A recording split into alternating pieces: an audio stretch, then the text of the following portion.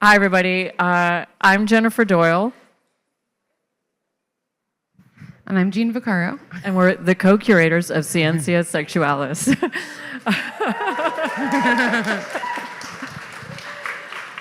We did it. Yeah. It's really exciting.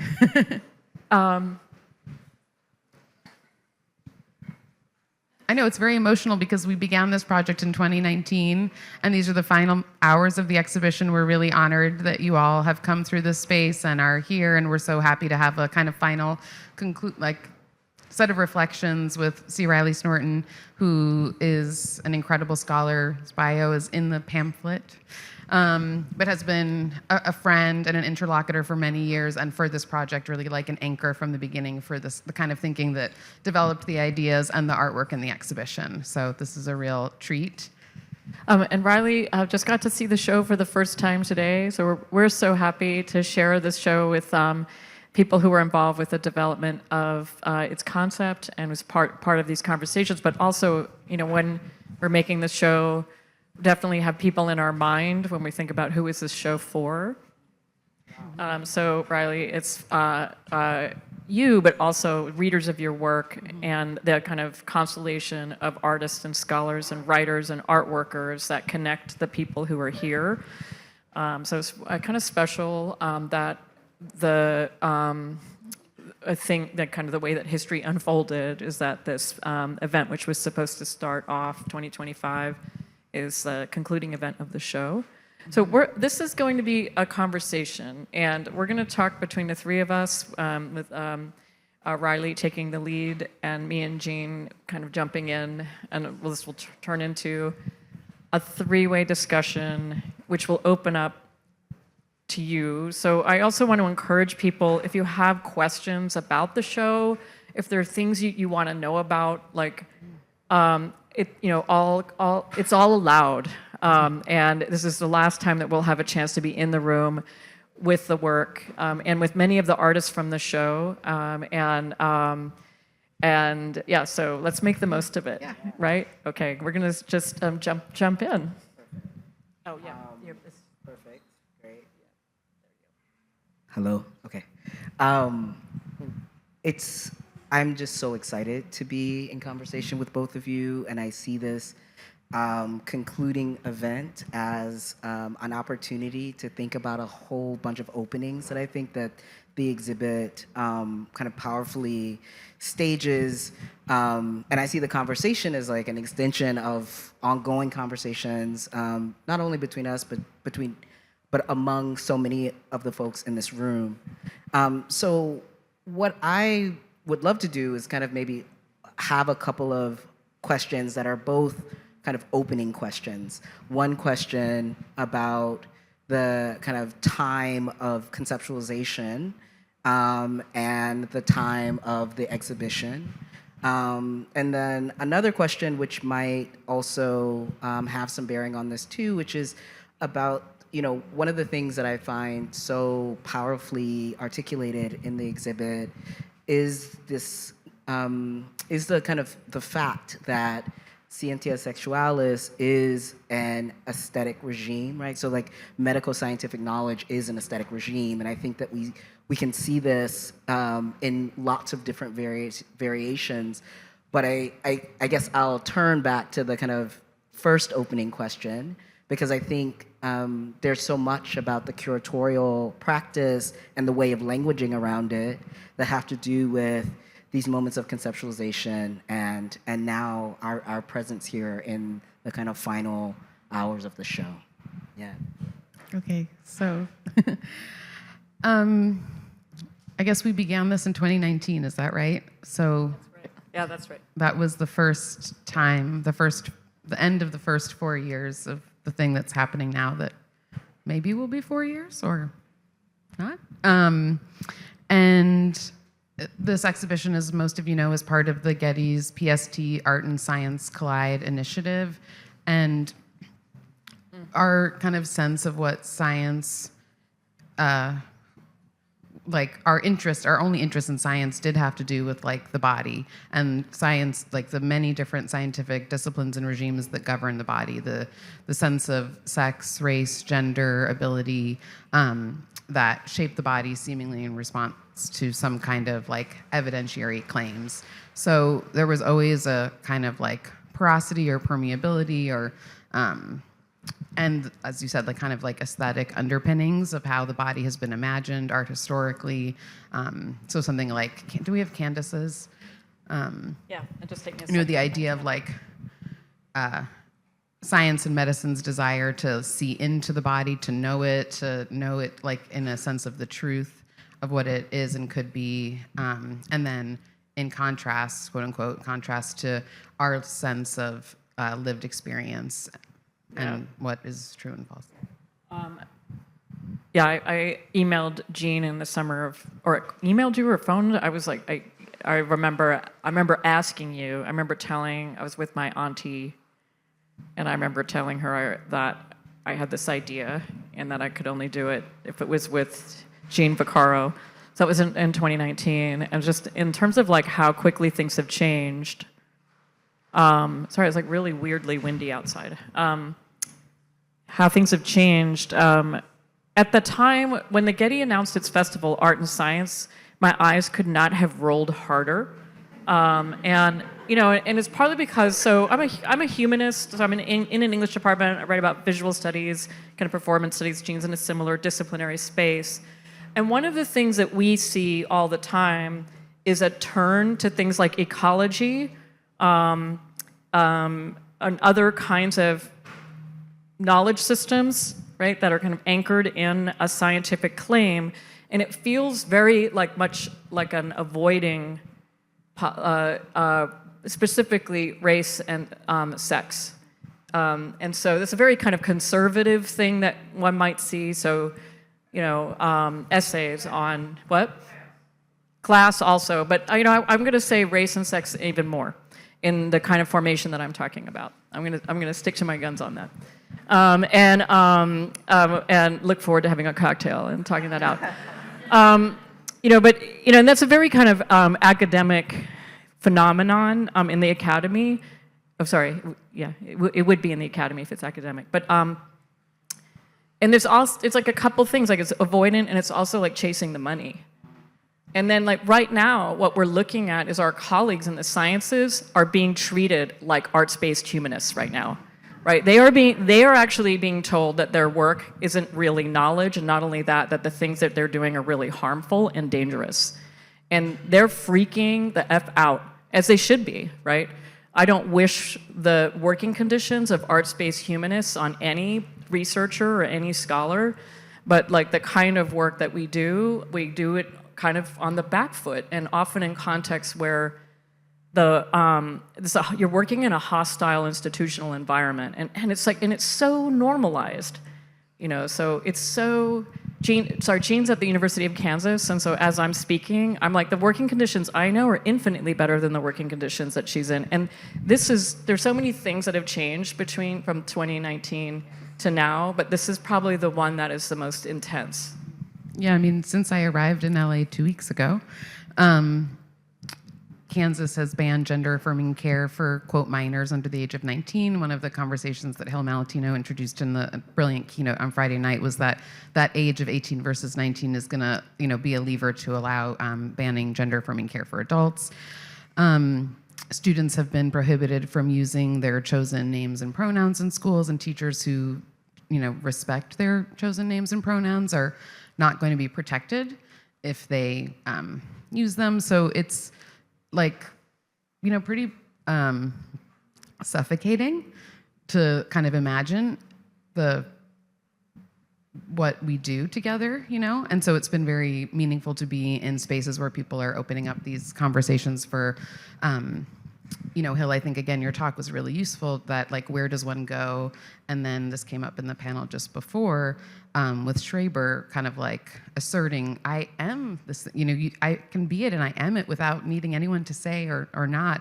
And so there's this kind of real like pressure and tension around lived and needed experience, and then the like authorizing forces around it. So. Can I ask you to say a little bit more about what you said about aesthetics and Scientia Sexualis itself? Yeah, no, so I'm also drawn, there's something in what you were saying about ecologies as a avoidant strategy for thinking about the materialities of race and sex that I think I'm also really kind of sitting with, because, you know, Scientia Sexualis in kind of Foucault's formulation comes kind of with Ars Erotica as a kind of site of you know, bodies and pleasures that also maps onto the kind of non-Western world. And Scientia Sexualis, I think there are so many instances across the exhibit where we can sit with, you know, from the kind of materiality of the book, and we see various ways that the DSM-4 is invoked, or DSM-3, the glass installation of books, at the very textuality of these forms of classificatory knowledge come through aesthetic objects, but also that certainly, you know, part of what you know, I was really concerned with in Black on Both Sides is that the kind of the gender sex division is also woven through and perhaps even constituted by forms of racial science and eugenics. And so as I was thinking about what the exhibit offers and the various places that you get acted upon, right? So the bathroom is another site of being acted upon, and to think about what it means to sit inside various kinds of libraries and scenes of instruction. I was really eager to maybe hear more meditation from you both about what you saw as the opportunity of thinking about Scientia Sexualis as a kind of aesthetic project, and not only not only, although beautifully rendered in the hands of artists in the space, but also in the hands of the clinician, the scientist, the you know, we could continue to add on what does it mean to kind of if we take this current moment as a dismantling of scientific knowledge as truth, there's also a way of maybe some other touch points there in terms of thinking about the violent arts that often violent arts that are being proffered as a kind of scientific method and its resultants, or yeah. I mean, She's like, did someone say violent? That's a question for Jennifer.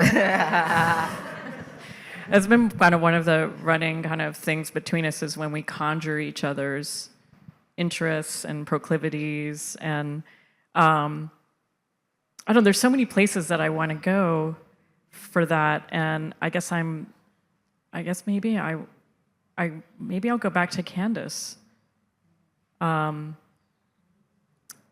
Right, and so people have done walkthroughs, have heard me talk about the relationship between Candace's work and as a 3D sculptural rendition of these medical illustrations by William Hunter.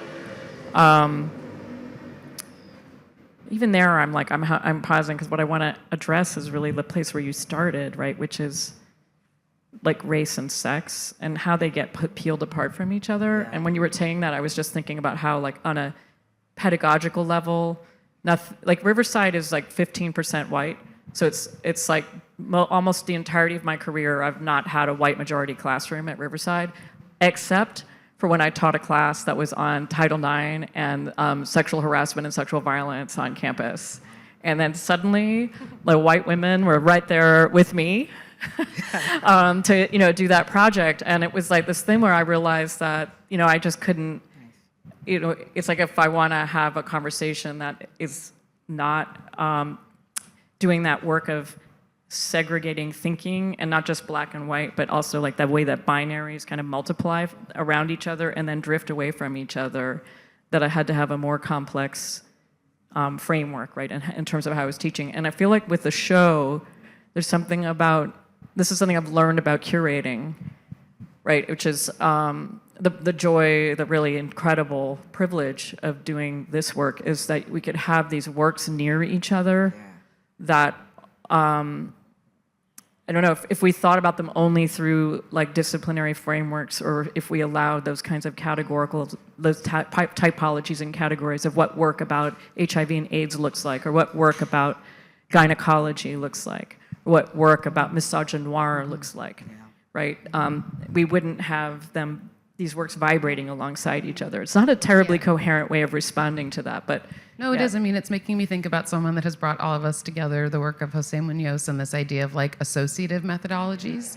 You know, that like there are these kind of flirtatious ways of putting things together that sometimes are about, you know, because we're teachers, so we've also approached this work of putting together an exhibition and inhabiting like physical space and like the world of ideas and of language into another realm, and just the kind of place of like proximity and parallel has allowed us to cut through what I think in the classroom often feel like really like segmented and disciplinary silos.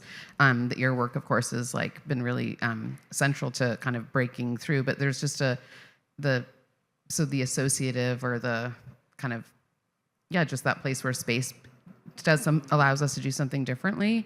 I mean, the last panel, I was really struck by this idea of like trying to remake or reform or repair the institution, and in the context of like the, you know, therapeutic institution, but for us, the museum, you know, like we were talking earlier about, you mentioned Chris Vargas's wallpaper, there's Demian Diniazi's mural outside. We really had a kind of like, we always talk about the cannibal in one register, but we had a kind of, we were like, we want every inch of the museum, we want to do something with it, and ICALA was very generous in allowing us that, but I think what it means to kind of like inhabit an institution for a certain amount of time to do reparative work, because museums, of course, also are institutions of violence and disciplinary siloing. And yeah, and maybe that's a place for us to touch down on the invocation of cannibalism that's on the wall kind of around the corner from us, and it's juxtaposed or in proximity to King Cobra's work. You know, and so at once there's like an ongoingness of a conversation about Black and Indigenous knowledges and critique, and there's also, I think there's a lot there in terms of continuing a conversation about reckoning and repair, and so you know, in terms of the practice, you know, of the other image as well, with J. Marion Sims lionized as the father of gynecology, through forms of, produces certain forms of medical knowledge by way of a kind of brutal experimentation on plantation. Like, the bologna itself is constituted by the dirt on his grave, and I feel like that's one way that we might approach this question of reckoning and repair. And I'm also still digesting the insights of the previous panel, where the question of repair came alongside a meditation on delusion, and so I think that that's also kind of palpable for what it would mean for us to kind of continue to think with that. But I guess I invite more conversation around what these forms of art practice and forms of proximity also invite in terms of thinking about the scale of redress, that I think is another kind of ongoing question of the exhibit. One that is also, you know, kind of thinking about the scale of the mural, and so many very small order places to sit with in the exhibit as well. I realize I keep making 8 questions in my one, so just take it in whatever directions you want. Yeah. Well, I mean, it's one of those things where you use a word like repair, and there's a desire, the kind of like the quickest go-to place is that we're fixing something, right? But this is also fixing, right? This is you know, Cobra's visualization of the repair of vesicovaginal fistula, right? That's the threads in there, right? So and a number of the works in the show, I think, are actually like kind of visualizing that work of repair, you know, in like really difficult ways, right? And I'm just going to go, sorry, I'm going to go to a very weird image, which goes back to the aesthetic regimes, because we were talking about this earlier, right? Like, because like when, like I have a sports writing practice, and I'm also like track and field is one of my events, and the 800 is my favorite event. It's the event my sister ran, and and so Caster Semenya has been a really important figure in my life, a South African runner who's been banned from the sport because her endogenous testosterone levels. Well, no, she's been banned from the sport because creepy white eugenicists run sports globally. It's the reason to protest the Olympics. Honestly, like like it's a shame that people participate in it when the spectacle of the difference between men and women can only be produced by the exclusion of a small group of women from the global south, usually Africa or India. And those doctors who were proposing their practice, like proposing, like, here's how we're going to regulate the difference between men and women. We're going to use endogenous testosterone levels in these specific sports to define who gets to count as a woman. And they used these illustrations, these images, to illustrate what testosterone does to the body. Yes, for real, right? Like, this is a group of scientists, ostensibly, who are meeting to do this. And the product of this were surgeries, non-consensual surgeries on elite women athletes, right, in which internal testes were removed from their bodies and they were not given appropriate aftercare. So they went from being world-class runners to debilitated people who were suffering from brittle bone disease, because that's what happens if you don't get aftercare testosterone regime support, as well as other things. I want people to think about the women athletes whose bones were broken by the demand that their bodies conform to some aesthetic regime of race and sex, right? Sorry, I have a lot of rage about that, and that's where my work is going to be going after this. Sorry, that's actually totally reparative, which is Geo Wyatt's, and his absolutely hilarious and weird refusal of exactly that kind of science, right? So, but like, yeah, so that is a toxic attempt to fix the body, right? So, yeah, anyway, so it's not like a neutral term. It's a layered. Sorry, I went on a lot about that. Sorry. No. Is it triggering?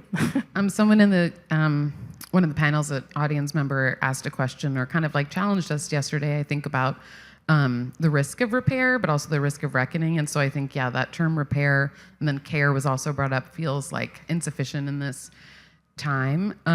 But Geo made me think of something around what we're talking about in terms of like taking up the whole space of the institution to like unmake it or redo it.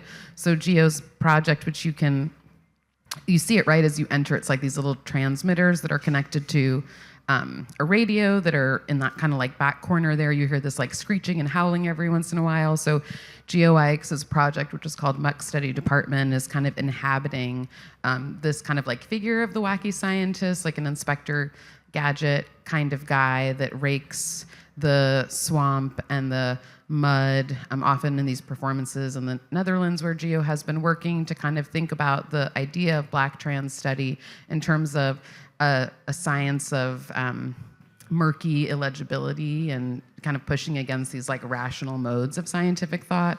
But I want to kind of think a little about the sound and like the radio transmission and like taking, because when Geo came, because we also want to like share some of like the behind the scenes things that happened for the exhibition. So when Geo came, it was really important for him to spend time in the physical building before he could understand like where this work was meant to live, partially in relationship to other people's work. You know, we didn't want like the sound to be a soundtrack to anyone else's artwork, but he also spent a lot of time like looking up at the ceiling and thinking about the like armature of the plumbing and the lights and the tracks of the lights and where would it make sense for this transmission to be kind of like living, what little echoes and caves and pockets and tunnels and vessels could be activated through that sound kind of bouncing and rippling. And I think that is more the kind of like muddy and cloudy work of repair, you know? I appreciate that. I also, I think this question makes me also want to ask you both about the combination of like new commissioned work and also work that was produced for and shown maybe in other contexts. And so kind of thinking about the thoughtfulness of where we hear Gio's sounds, or to think about some of the work that is installed into the walls here. I'm really curious to kind of hear you talk through a little bit of that choice making. Yeah. So you hear Gio's work the most kind of by Carlos Mocha. Do you want to show an image of that? And and then also Colleen Smith, one of her banners, and so that felt kind of like it's a little corridor, and I am very interested in kind of like media architectures and how kind of space operates, and so we liked that zone. But another, I think, Jennifer, do you want to talk about, there were 3 works that really began like in 2019, there were like 3 artists and like some specific works that always felt like they were going to be a part of the show, that maybe the show was really conceptualized through these works, and then some that we can talk about that kind of emerged later. Yeah, I feel like we might have slightly different 3 works, but I started with Jess Fawn. Sorry, but this, I have like one of those monster slide presentations. It's like, there we go. So I'll do this close up, a detail from Jess Fawn's work. And so this form it was begets, really a work that wasn't ever even included, was the cream. Oh yeah, Mother is a woman. Yeah, so there's a video. You can watch it on Vimeo. It's so great. It's like an ad. It's presented as an ad for a feminizing cream that's been made with the artist's mother's urine. And it's just also like kind of a happy accident that work was done in a bioart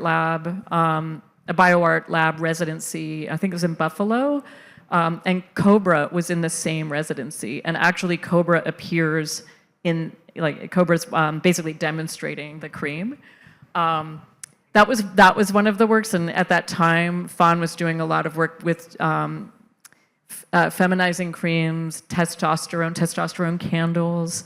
And like the biomatter of race and sex, but like presented to you in more sort of like a not a cosmetic exactly, but the way it was presented it was more beautiful, and you could kind of find it in a fancy shop. It's very different than I think the direction their work has taken, but that was one of the kind of anchor pieces for us. And then King Cobra for sure.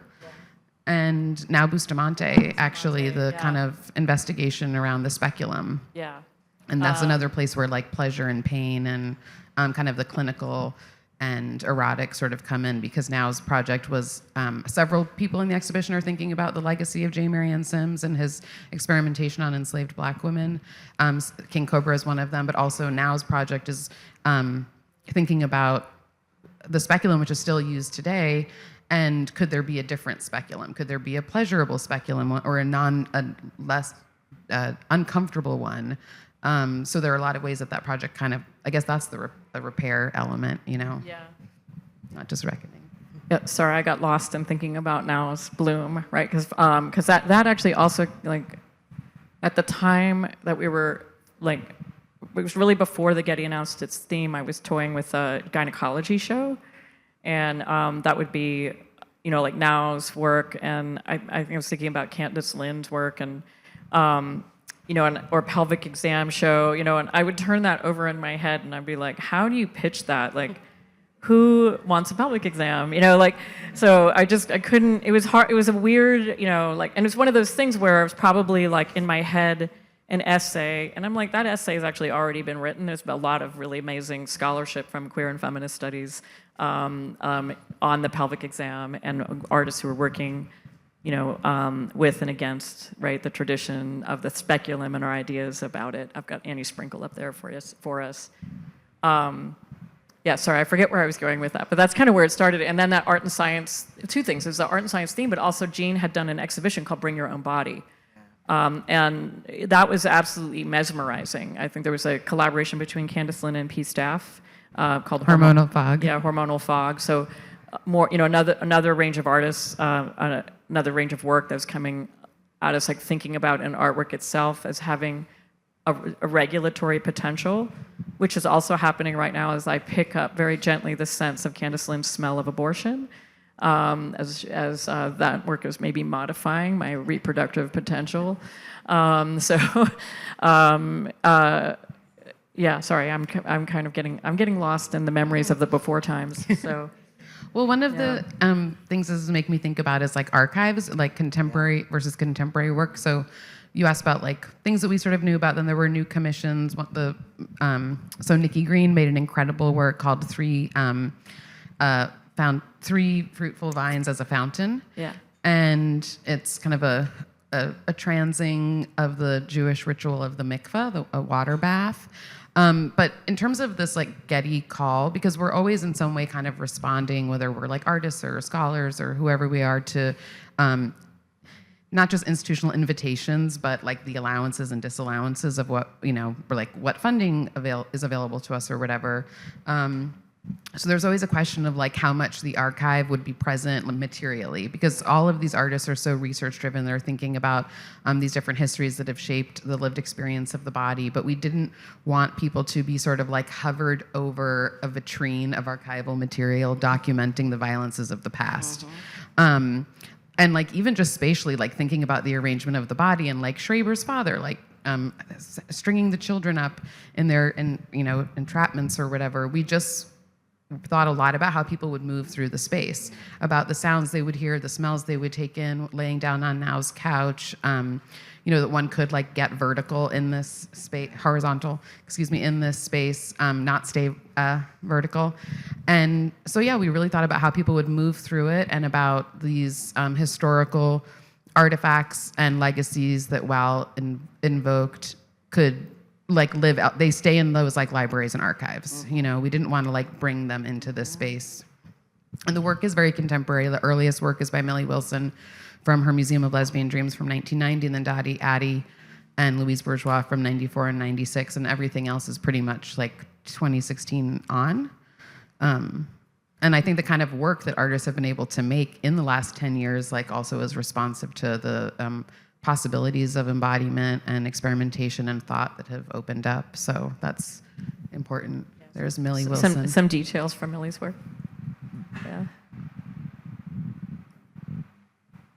Yeah, I mean, this piece I was really struck by as well, in terms of, it's a piece that at least one reading of it might be that it's visibilizing an occlusion, and yet, it makes me then want to walk around again and kind of think about what's imaged as being withheld. And so, I often, it's a everyday practice, especially since the beginning of the new year. Like, I try not to be a mouthpiece of breaking news, but I am also I am also thinking about what does it mean to image that which is being withheld alongside what is being erased, and I feel very moved and grateful for this exhibit in the time of its exhibition, even as the kind of time of conceptualization feels so long ago. I think I love the way that you were talking about this in terms of binaries that proliferate and then distance themselves from one another. One of the other binaries that I suppose I would want to see as actively being deconstructed is obviously around violence and pleasure. And so I want to maybe take that opportunity to lift that up as something to kind of sit with before opening this up to the questions and insights and collective wisdom of the space. Maybe chest rest? Oh, yeah. Okay. Yeah, take me a second to pull that one up. Okay, I'm going to get to that in a second, but I want to say something about sort of visibility. We were talking earlier about what it means to kind of just amplify these conversations, what feels safe and not safe, and what kind of public spaces, and the removing of the T from the national Stonewall Monument, which already that idea that there's these monuments to Marsha P. Johnson are already so kind of Fraught. ick. Yeah. Fraught's a good word. Yeah. The whole thing is better, yeah, it really gets kind of messy, And so the question of how it is that we take up space and representation in moments where that has feels so dangerous and so complicated and also necessary not to kind of, so that's just in the zone if people have thoughts and questions and things to share about that, because I think it's a conversation we all want to be having. On the violence and pleasure, this is Sandra Ibarra's, do you want to? Or pain and pleasure. Pain and pleasure. Oh, yeah. And there was an amazing conversation with Panteha, Abareshi, and P staff yesterday that kind of surfaced a lot of these questions and ideas too. But so this is one of the works from Sandra Ibarra's series called... I thought it was Nothing Lower Than I. Nothing that was Lower the Than I. exhibition, yeah. Yeah, that was the exhibition. Yeah. There was at Human Resources. There was an exhibition I organized with Sandra for in relationship to Bob Flanagan and Cherie Rose's papers at the One Archives. And this work, like kind of spatially, we always knew it was kind of going to be one of the first things that people encountered.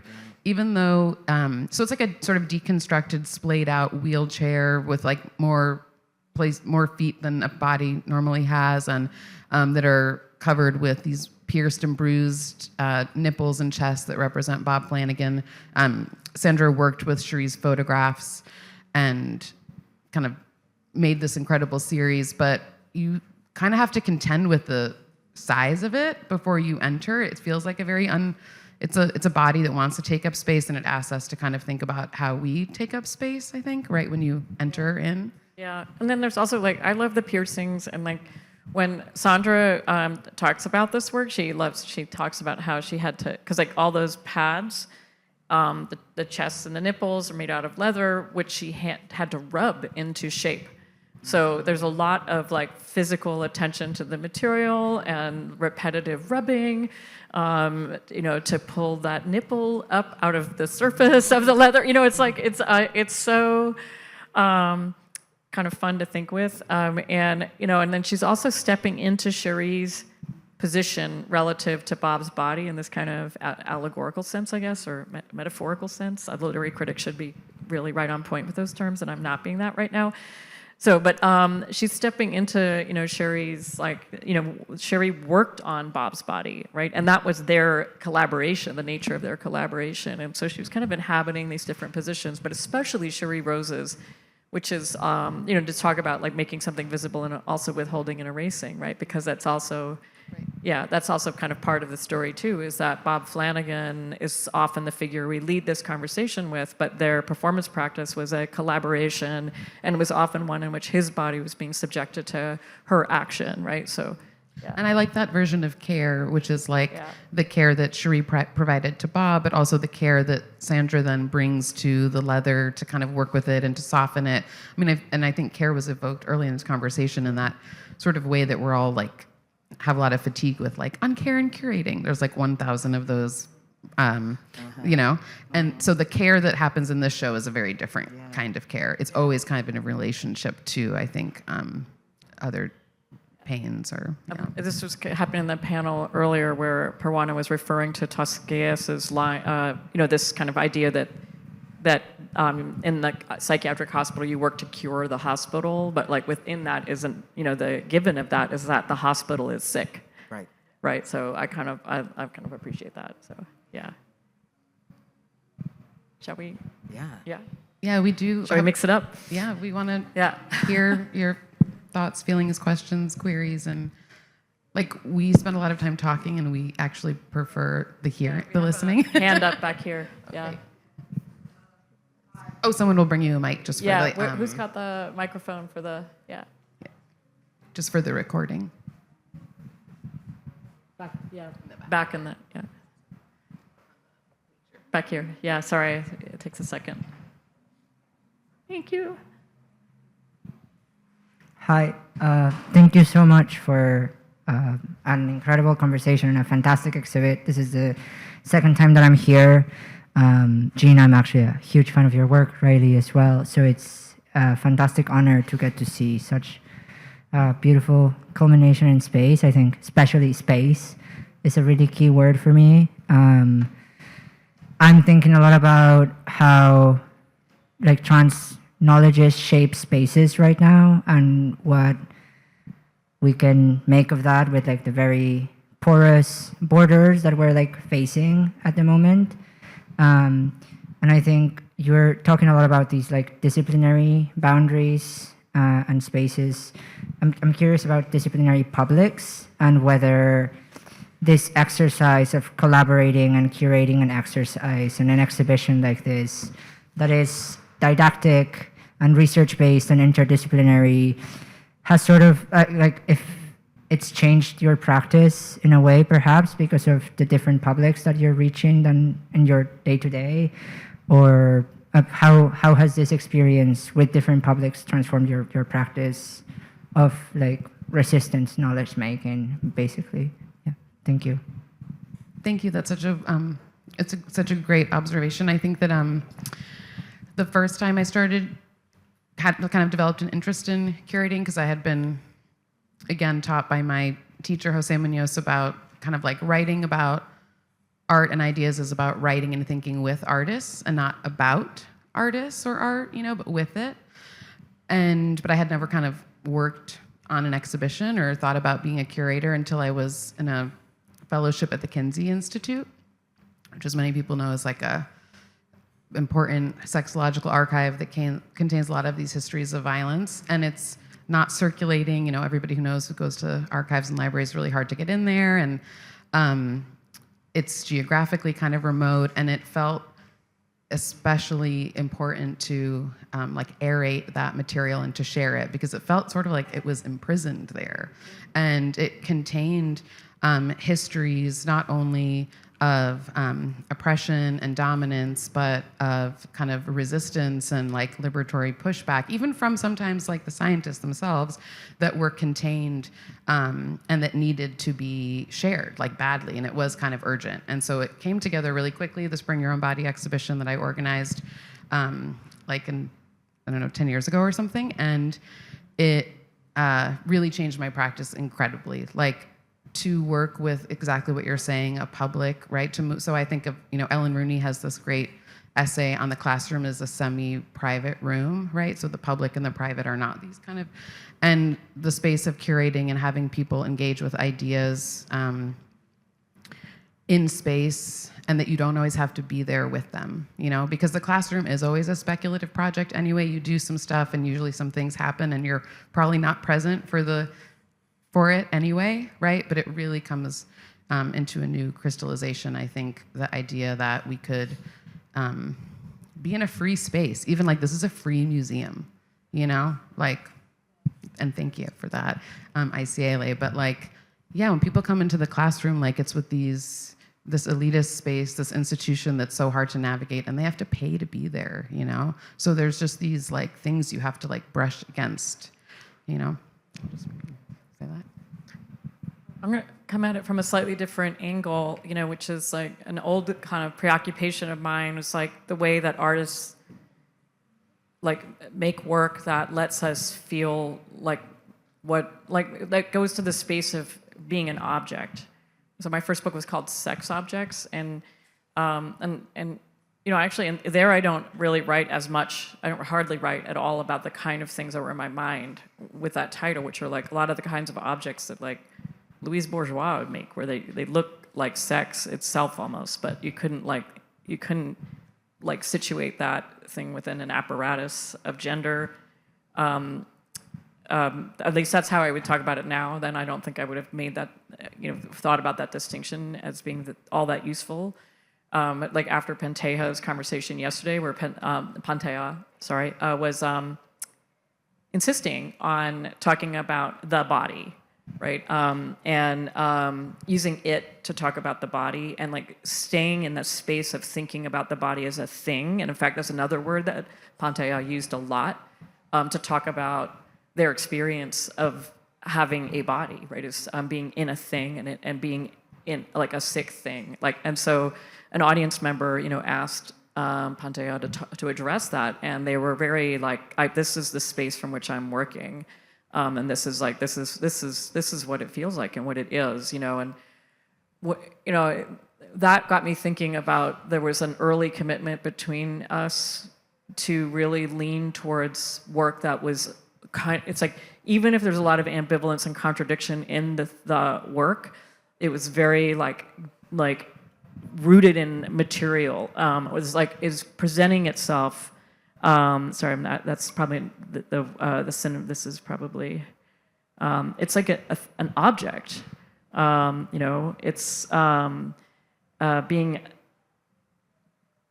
a painting on a wall, right? And it's also like this is these notorious. It was Dottie Addy playing with a notorious image of the objectification of the female body. Like, I feel like there's an invitation here to go into what you could say is one of the most conservative spaces in a curatorial sense of practice, right? In terms of just like art object with a capital A and capital O, but like that, the thingification is itself, like as many of us, this is actually, some of the most powerful thinking around this comes out of Black study, right? Which is, the object that speaks, that thinks, that's a subject that is human, right? Like just like when all these things get condensed into the same point, right? And to have these works that are, probably some of the most, we have them right here to look at. I hardly need to get aside. Are like the banners, right? They're beautiful things.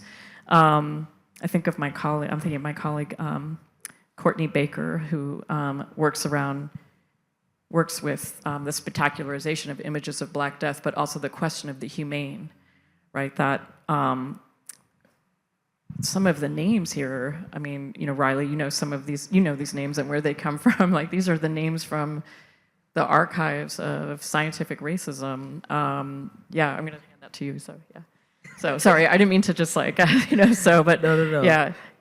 So we were talking a little bit about this earlier too, because for example, the second name Anarcha is usually accompanied by some of the names that are more known from Sims's experiments, but in fact, Anarcha finds other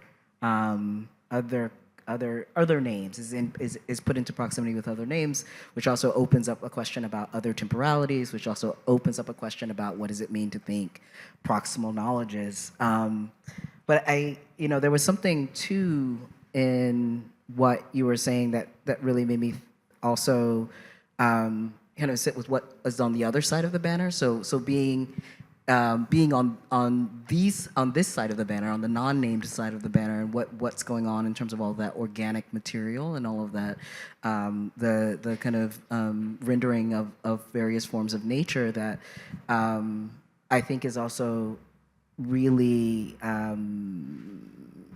compelling for like a kind of compelling set of juxtapositions.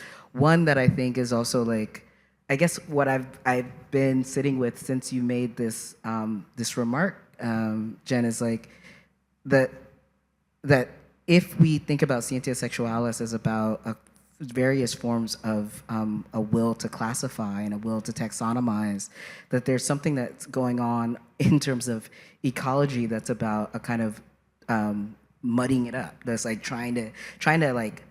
What does it mean to try to hold it all together, but also that there's a real ethical question that I think you pronounced in terms of not wanting that to then be an escape hatch outside of the kind of structuring knowledges of race and sex. So I think about the invitation there to kind of think name by name in terms of where they emerge in these various archives of knowledge, but also to situate it alongside the other side, which is about how these names or how these archives might sit together in a kind of ecology as well. Yeah.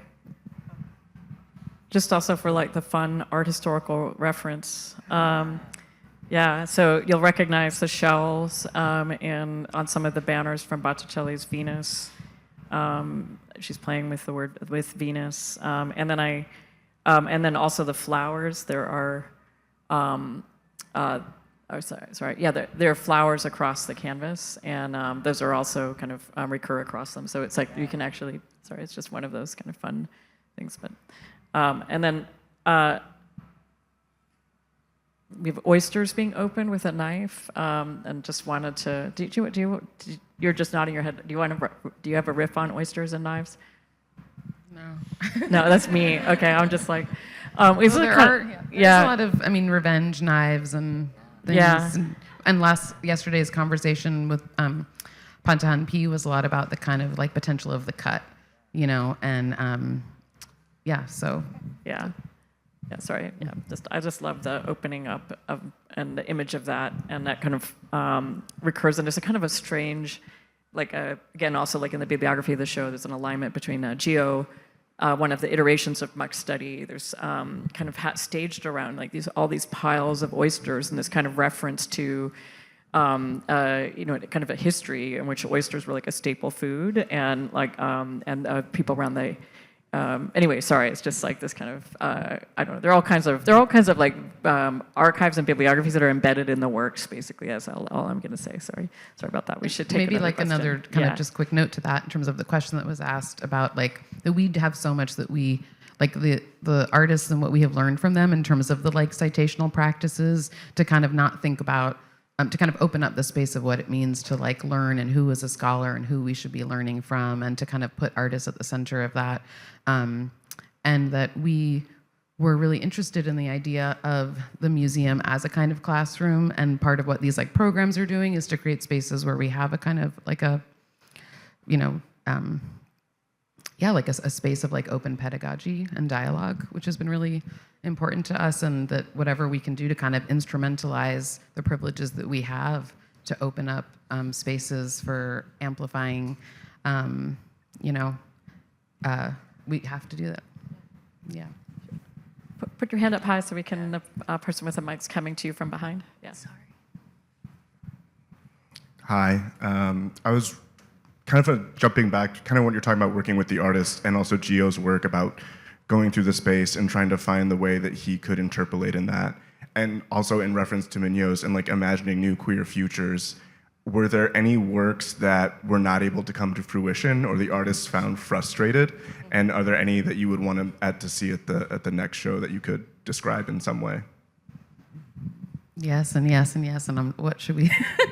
That's a hard one because, well, so we spent a lot of time, like 4 or so years, doing a lot of studio visits. There were a lot of works that like didn't make it into the exhibition for different reasons, you know. We often had this kind of like Sonny and Cher refrain that was like, Jennifer was always saying, which one was it? Where's the science? And That's I said, me. where's the sex? For a minute, I couldn't Yeah. remember if I was sex or Yeah. science. But how could I forget? So, you know, there was always that, you know, like, and we had these different works that we were like so attached to that we had to let go of. And it was really difficult because, and we had these conversations with people like Riley and the other contributors to the catalog and these convenings where we had to hash out really like what is the, like how dense and sticky and tangled is the relationship between sex and science. And if it's not like so gummed up, then it's out, you know? So it was really difficult.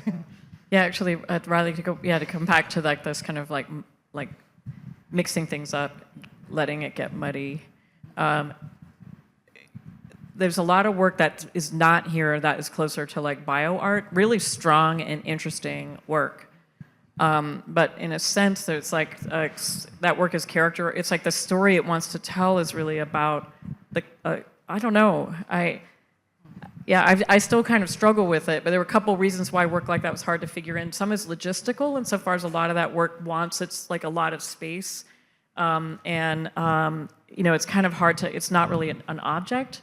But the scene of research and you know, and so which we didn't really want to like represent. I mean, we were kind of thinking a lot about questions of like representation and abstraction, and also, you know, to this question of like not having things siloed in a disciplinary way. We also, a group exhibition is really challenging for practical reasons, and also to have it's an opportunity for sort of like solidarity of ideas and aesthetics, and at the same time, all questions of like communal gathering, like have tensions, you know, and we faced a lot of them in terms of how people get to be in the room together, really, and how objects get to be in the room together.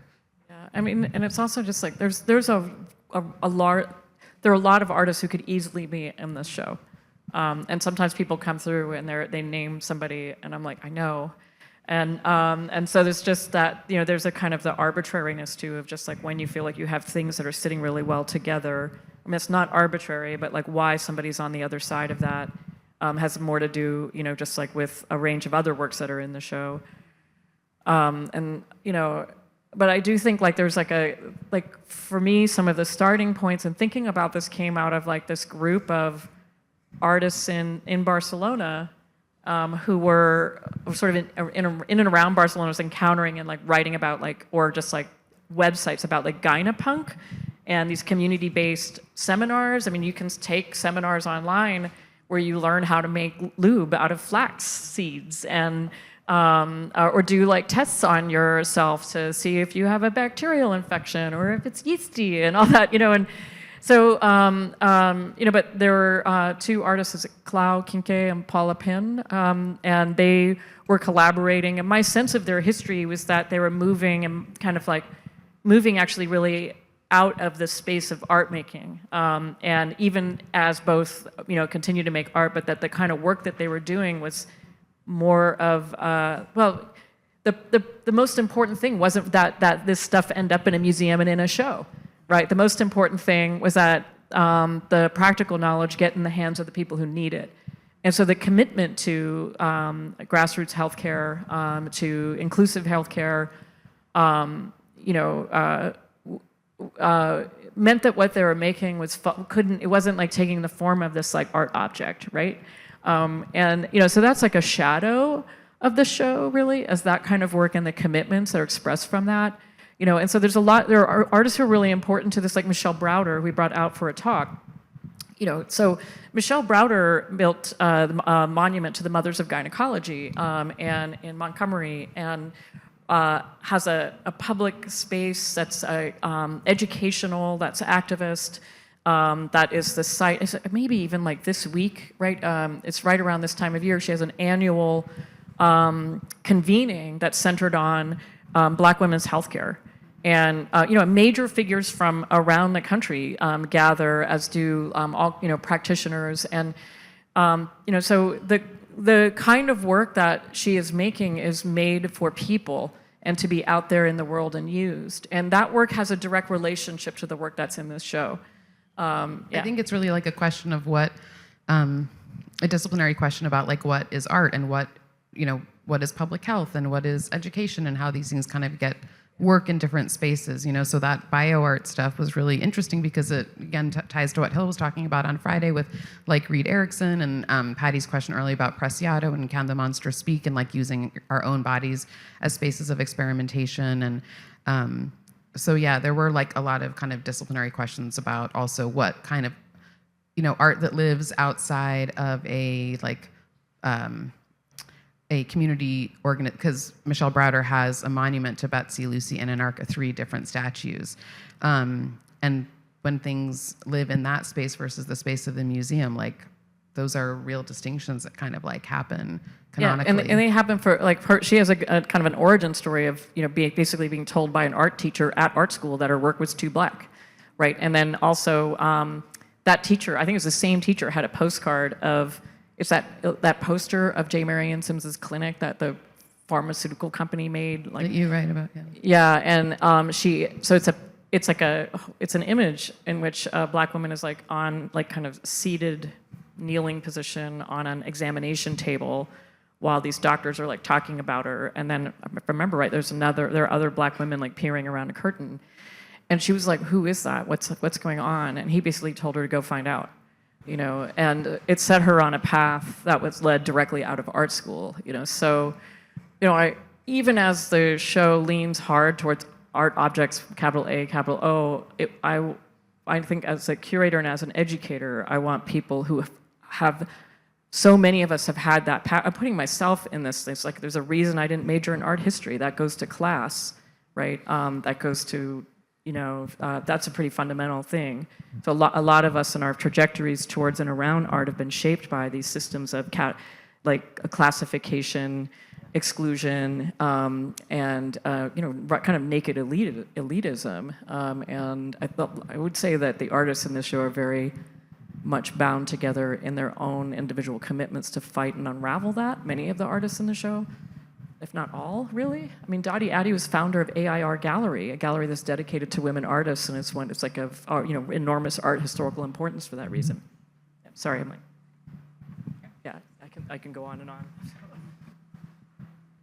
Thank you. First of all, for just putting this show together. I have spent a lot of time in this exhibition, and I'm just find new things every single time I come. And when you guys, I went through a tour with you guys, and you spoke a lot about axes of how you thought about curating some of the works together. And I've been really interested and troubled and trying to think with one of the axes that you pointed out, which is right here. It's the Andrea Carlson painting next to two King Cobra pieces that also then have peace staffs, de pollute in between.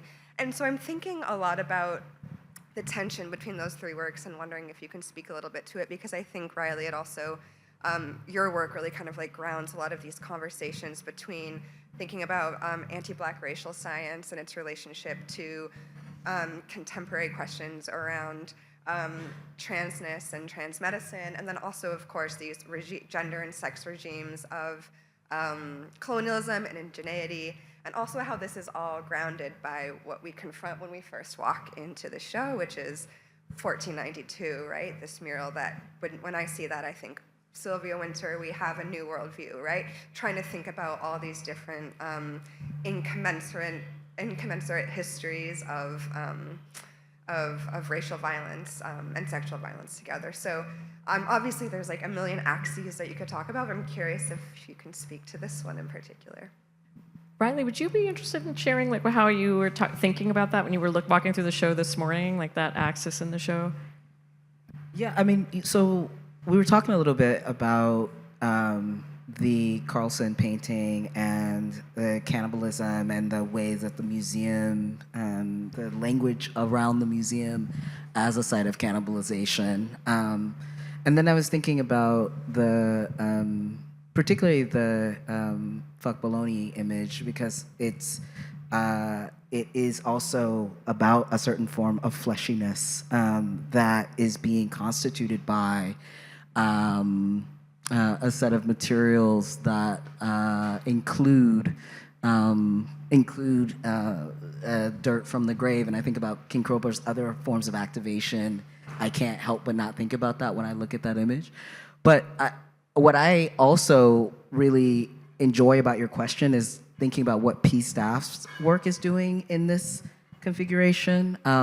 Because, you know, in one sense, I think one way of reading Carlson is to say, like, who is being consumed, what is being made of a consumable object.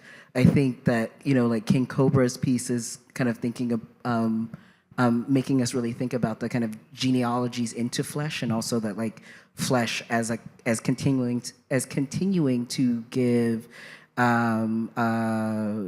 ways of seeing and knowing race based on a kind of continuation of violence. What does it mean to be rendered as flesh is something that like Spiller's work has been so instrumental to my thinking, but also obviously it kind of proliferates in the field of Black studies. But there are a couple of things. So in some ways, I feel like I'm trying to address your question, and also I'm going to add some questions for y'all to address, which is about the particularity of P Staff's piece there, because it's something that you have to request to see. And so when I had my own experience of it, requesting to see it as more people were in the space, and then having folks not see it, you know, like see snippets of it. And certainly it's kind of thinking about forms of erased or trans forms of transforming the body, trans knowledge is about transforming the body that are being put under pressure and under erasure, but also the fact that it's not something that is it's not something that's just on loop, introduces another set of questions about whether we kind of think about it as like a return to this question about imaging what's being withheld, or if we think about something in what you were saying earlier, Jennifer, about the artists who are not here, or like whose work is not being represented, but are the kind of intertextual or like interstitial. I'm curious to kind of maybe hear you both reflect a bit more about maybe that this corner as a kind of place of multiple forms of interstitiality that are going on here, and maybe this also gets to something that you were saying, Jeanne, as well, about like the invitation of solidarity, which is also a space of ongoing tension. So that's just me asking more questions, but yeah. Thank you both for that. So I think the P Staff's Depollute, it's a 16 millimeter kind of poem and text instead of instructions, and it's a flicker, and I feel like that word flicker is really important because it and then it kind of gets to Demian Diniazi's piece that you mentioned, Rosie, that's outside, which is called Pause Since 1492. We were really insistent, this idea that the time scale of sexual science is long, that it is anchored in settler colonialism, and that it is, so often thought of as like this, European sexology, the kind of racial eugenic sciences of the Americas. We really wanted to like think about the time scale of sexual sciences like gummy and distended.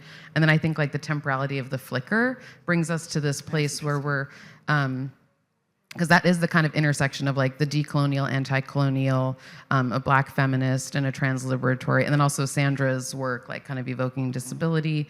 That is the kind of like all the points of the ideas of the exhibition coming together, which isn't just about like proximity making it okay. Like, Right. that, do you know what I mean? It's not just like, oh, if we put them next to each other, then it's, It's almost not like the opposite. Yeah, right? Is that- exactly. I mean, we didn't want Yeah. works to be fighting each other, but like productive tensions. Yeah. But there are also like these metonymic connections through cinema. For example, Andrea Carlson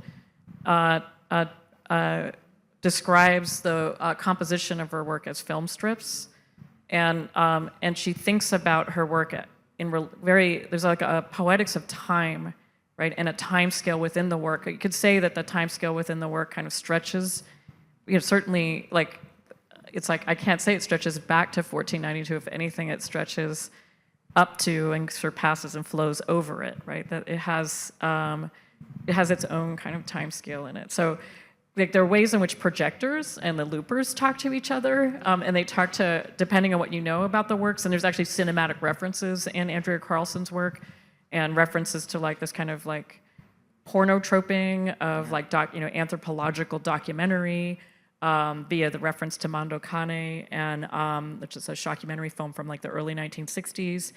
And if you think of like the kind of sex ed film that you might have been shown if you were pre-video age, that there's like the use of the projector within an instructional sense. Like these are metonymic connections that tie things together, but they don't.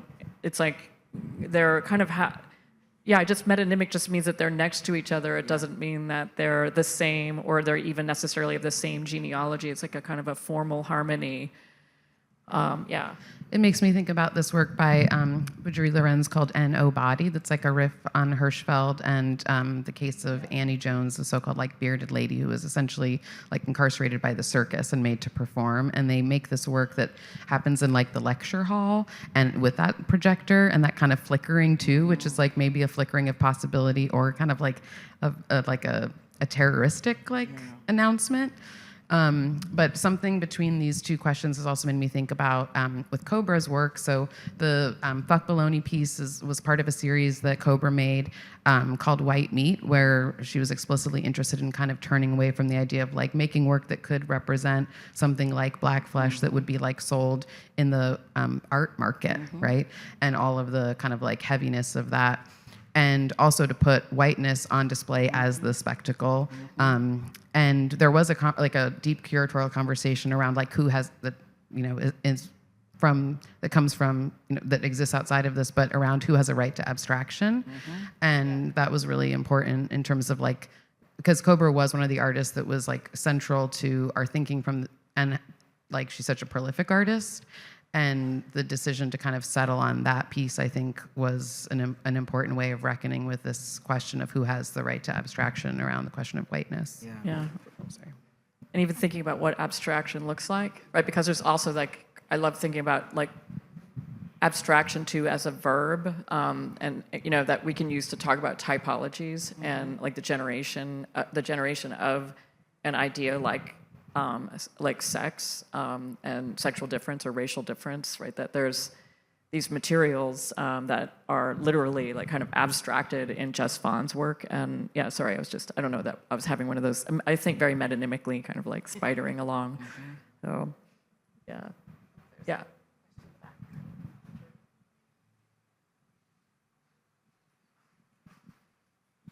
Hi, thank you. To go back to the image you had on screen, thinking about the axis of King Cobra and Andrea Carlson, I also have this great view from where I'm sitting of Andrea Carlson and Dottie Oddie. And there's this great essay by Joan in the catalog thinking about like the motif of the book and how it's this reoccurring throughout the exhibit. But I'm also seeing like the motif of the grid. And I'd wonder if you could talk a little bit more about the aesthetics of the grid, especially thinking within, like mid-century sexological context as well, the intersections that are available through us to the grid, the cut of the grid, the line, the color line of the grid. I'd love to hear you talk a little bit more about that. Thank you. That's so great. Thank you, Hunter. So it immediately makes me think about one of the works we didn't include, which was by Carolee Schneemann, and it was the sex inventory, right? Is that the one? There was the menstrual one, but it was, and you can find it on the internet or wherever, and it is a ledger essentially, right, of all of her, of different, not only like sex acts, like different types of them. So it's very like Foucauldian, but yeah, this is actually, there's a whole category of art making that's around like the sexological survey. And Neil Bartlett ran a survey during the Institute of Sexology, which was an exhibition at the Wellcome, which is amazing. But Schneemann actually, after her breakup, was it with Tenny? She basically started questioning her friends about their sexual practices and what their partners were doing or not doing, and did they come or not, and it's actually presented as a grid.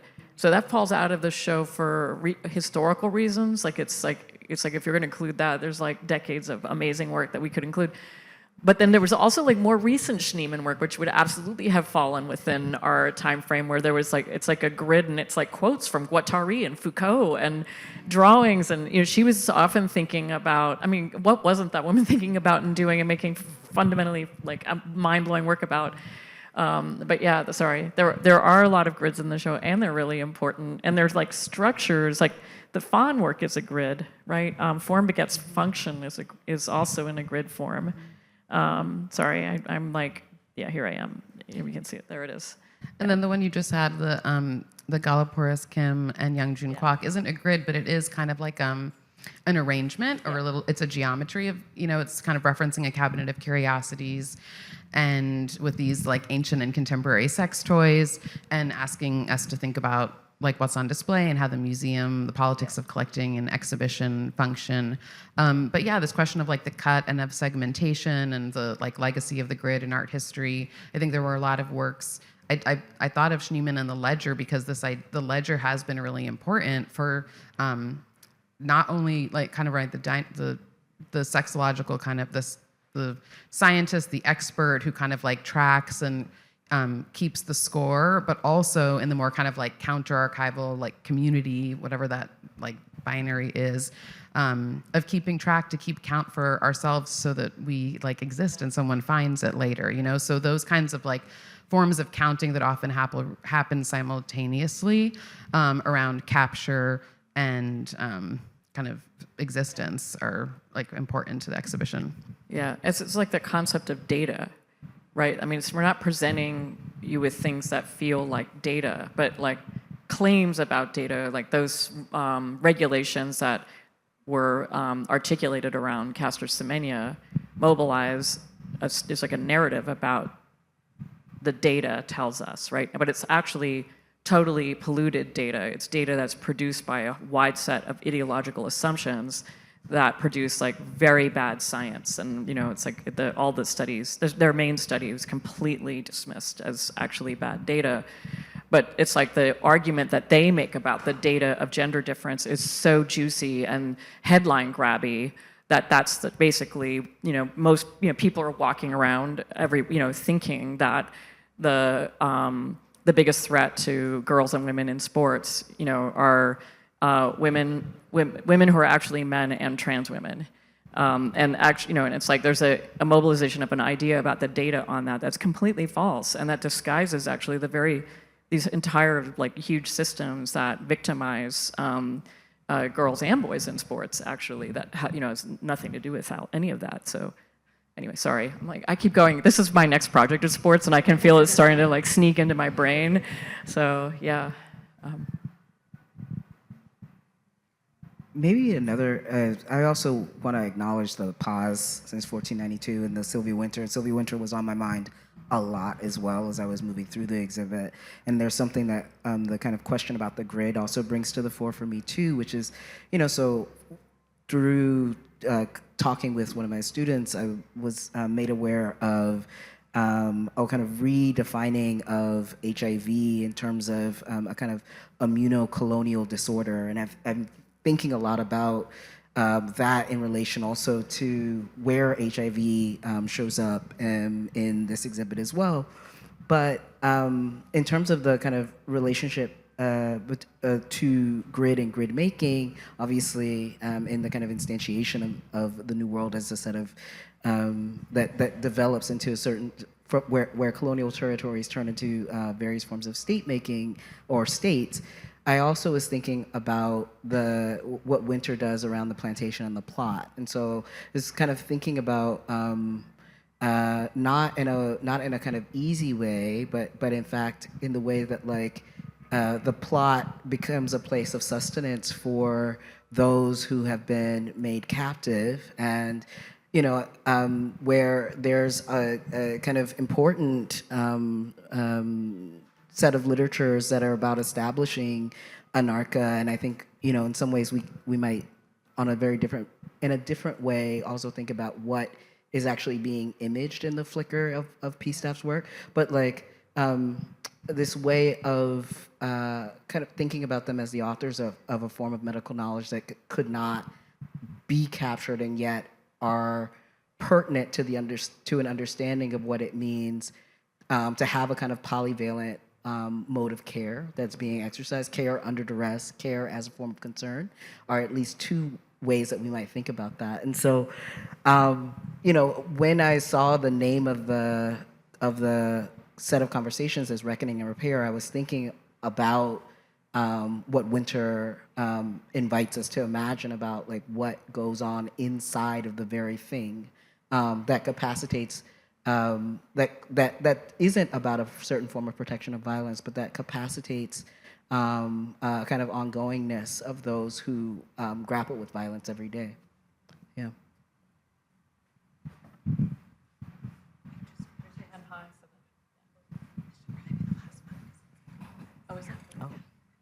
Hi. We're just going to say we have about 5 minutes left. Okay. Yeah. Okay. Well, okay, first off, thank you so much for curating this beautiful and provocative exhibition. I think it's my favorite I've ever witnessed.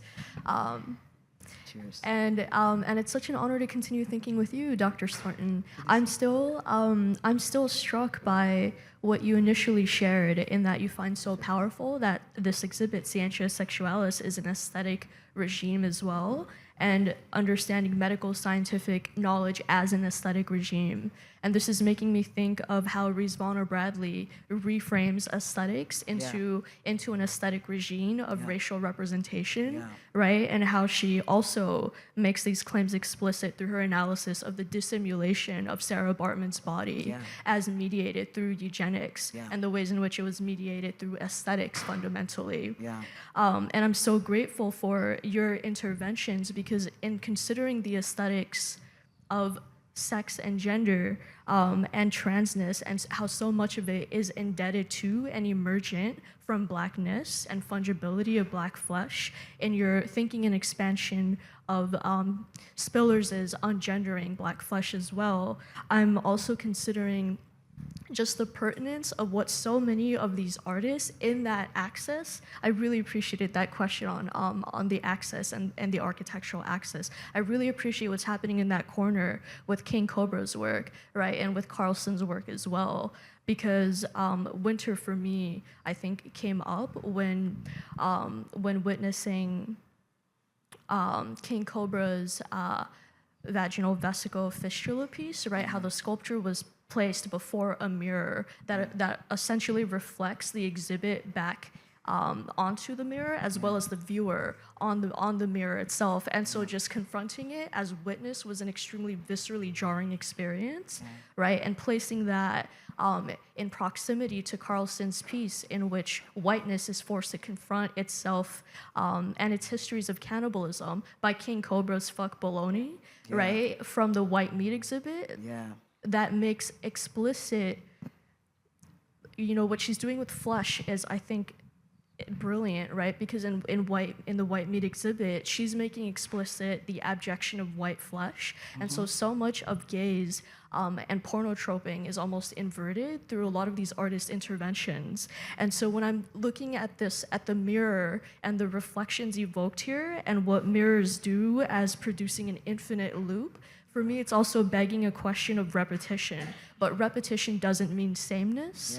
Right? And so I'm thinking of a recursivity, a recursion and recursivity. Some of us discussed this last night. A recursivity that becomes knotted. So thinking with Sylvia Winter's notion of knots and what mutation perhaps may do to a system.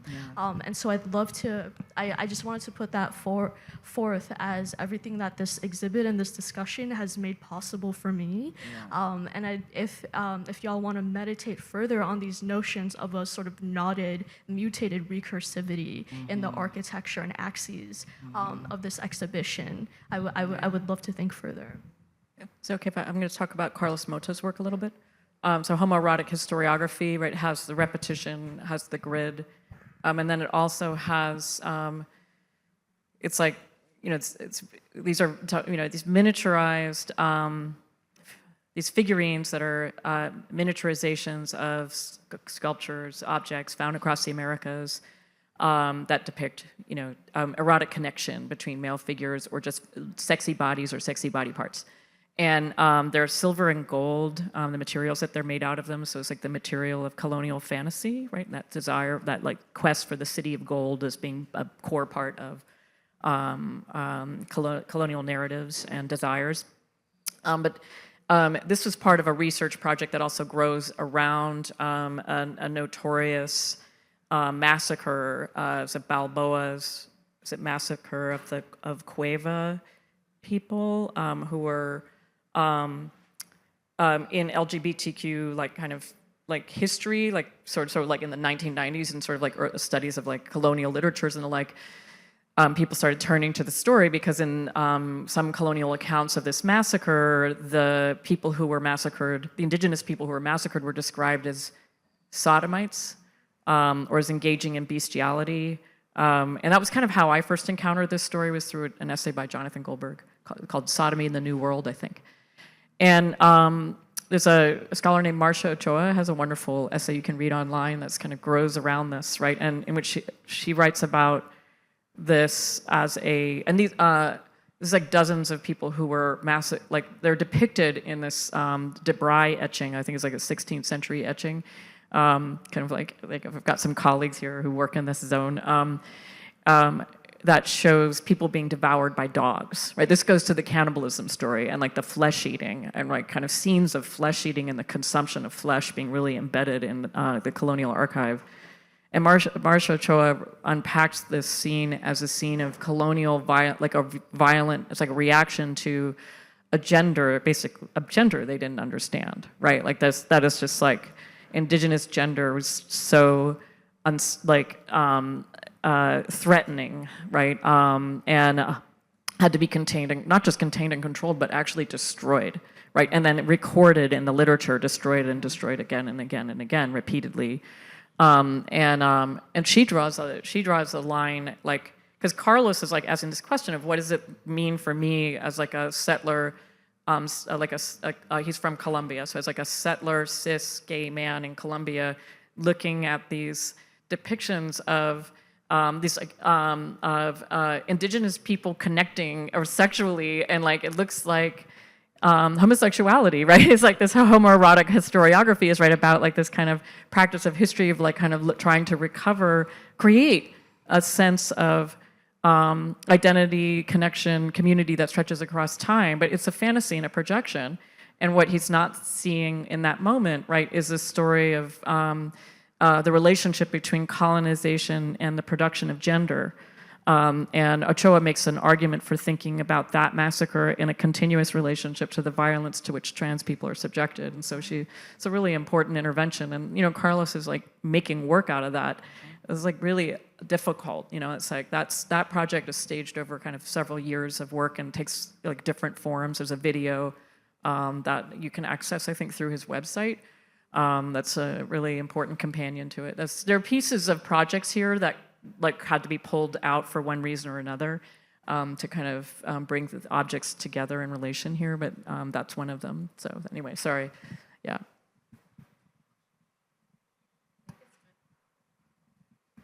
I think it's kind of the time, but maybe just to underscore one thing you said about the kind of danger and the fear of the thing that then has to be destroyed takes us back to the beginning of this conversation and the kind of like precarity and vulnerability, especially that we're kind of like thinking about. I guess we're kind of at time. Is it okay? Okay, no. Yeah. Yeah, and what is my thought? Okay, I'm gonna look back at you, and the question was about recursivity and nodding. Yeah. Okay, so I just wanna like sit with that because it's such as kind of like thinkers and makers, and in this moment of like moving through all the things that have been always happening and are kind of still happening and are gonna come at us even further, that maybe we can think about nodding as a form of like collective, like togetherness, you know, that kind of element of the nodding where we are kind of bringing each other along, you know, it feels really important. And that these kinds of like axes that sometimes feel held apart, that even across difference that we maybe like hold on, you know? So yeah, thank you for that. Sure, can we do our thank yous? Yeah. Yes. Yeah, we have just like enormous gratitude to everyone at the ICALA, Ann Elgood, Amanda Sroka, Oscar Hisa, Alberto, the entire frontline staff, Amelia, this has been really like the privilege and like honor and joy of my professional life and to work with Jennifer. I love you. I thank you for inviting me into this project and for thinking with me, Riley, for everyone who has been a part of this process. Yeah, and I'd want to thank Amanda. First Jamila James, who was here when we started, and then Amanda Sroka. Jamila and Amanda held our hands through this entire process. Jess, the registrar, you know, like there's there's a huge team of folks who told us how to do it, and this is not just me and Jeanne. And one of the things that's been very moving about this project is being part of such a large community of people who are taking full responsibility for the exhibition and all of its facets, and feeling that we were together in that is really special. And so, we really thank you, and I hope people enjoy the remaining, and the artists, the artists. Yes, of course. Thank you to the artists. To the artists for giving us so much to think with that we will be thinking with for always. So come and go see the show and come and say hi. Yeah. Thank you. Thank you, everybody.